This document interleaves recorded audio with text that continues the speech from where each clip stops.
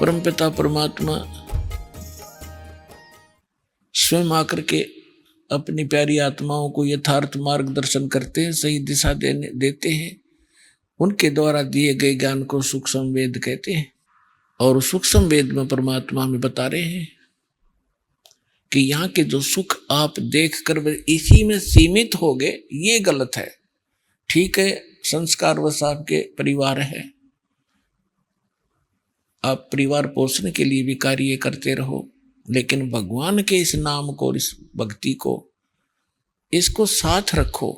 ये आपके इस संस्कारों को सुलझाने में आपको बहुत मदद करेगी। जैसे पहले हाथ से आटा पीसते थे, हाथ से पशुओं का चारा काटते थे, हाथ से पंखा करते रहते थे हवा प्राप्त करने के लिए, और भी बहुत से साधन दो। तो अब वही कार्य पावर से होते हैं, जो उसका कनेक्शन ले लेते हैं बिजली से। अब वो कितने आसान हो गए, 1 घंटे में मनमाना 2 टोकरे सानी नहीं, वो चारा नहीं कटे आदमी पर, जो बढ़िया मशीन आ गई थी वो हाथ से चलाने वाली, और 1 घंटे में ढेर लगा दे, बिजली का कनेक्शन मिल जाए, पावर से वो काम कट कट कट कट ढेर लगा देता है। इसी प्रकार हाथ से पीसने से 2 घंटे में 2 किलो आटा नहीं पूरा होता था, और 2 घंटे में भर दे 2 बोरी, आज चाकी पावर से चलने वाली। तो कहने का भाव यह है कि आप जी जो कार्य कर रहे थे वो आपका केवल संस्कार मिल रहा था आपको।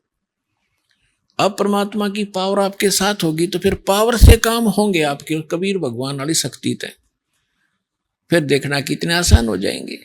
तो हमें ये साथ रखना था, लेकिन हमने साथ रखा, लेकिन वो कनेक्शन ठीक नहीं था, वो पावर पूरी नहीं थी जो हमारे काम कर सके थी। जैसे हम अन्य देवताओं की पूजा करते थे तो उनकी आप बैटरी कुछ सीमित सीमा की होती थी, और उनसे हमारे सब काम नहीं हो पाए थे। और उन्होंने भी एक नियम बना रखा है कि जो जैसे कर्म करेगा उतना ही फल मिलेगा।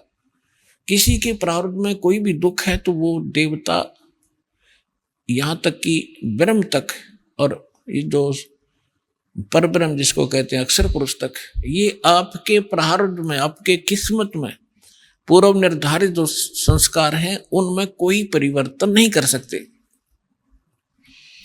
मासा घटे न तिल बधे, विद न लिखे जो लेख, सच्चा सतगुरु मेट कर ऊपर मारे मेख।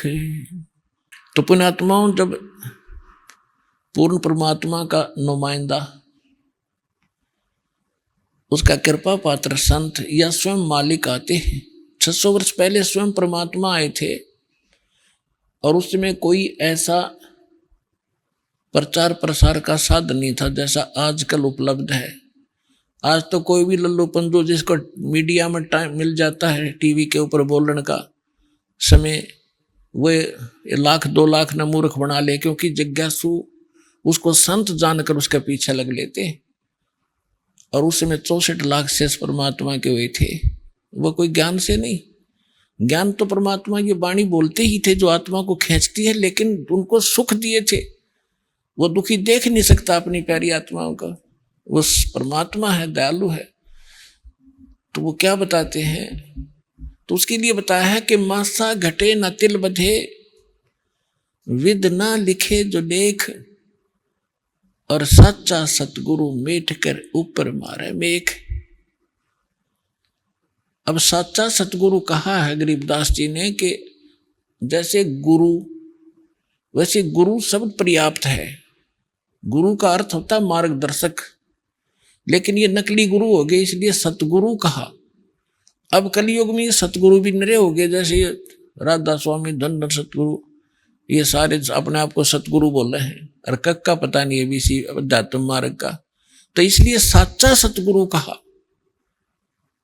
काल ने उलझाने में कसर नहीं छोड़ रखी अध्यात्म ज्ञान को। कबीर साहब कहते 9 मन सूत उलझिया, ये ऋषि रहे जखमार, और सतगुरु ऐसा सुलझा दे उलझा न दूजी बार। तो वैसा सुलझा दिया पुण्यात्माओं। इस कलयुग में यो अध्यात्म ज्ञान नहीं उलझेगा, चाहे कोई सर पटक लियो, भक्ति करियो चाहे ना करियो, वो अलग बात है। अब क्या कहते हैं, कि मासा घटे न तिल बधे, किसी भी साधना से आपके प्रारब्ध के अंदर, आपकी किस्मत में जो लिखे हुए आपके संस्कार हैं, जो आपके ऊपर कष्ट आने हैं, मृत्यु होनी है, वो बदल नहीं सकते।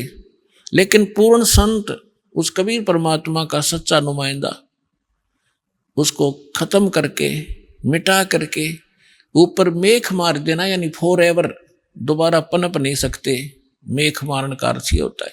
ये अनमोल ज्ञान जगत गुरु तत्वदर्शी संत रामपाल जी महाराज के सत्संगों का अंश मात्र है।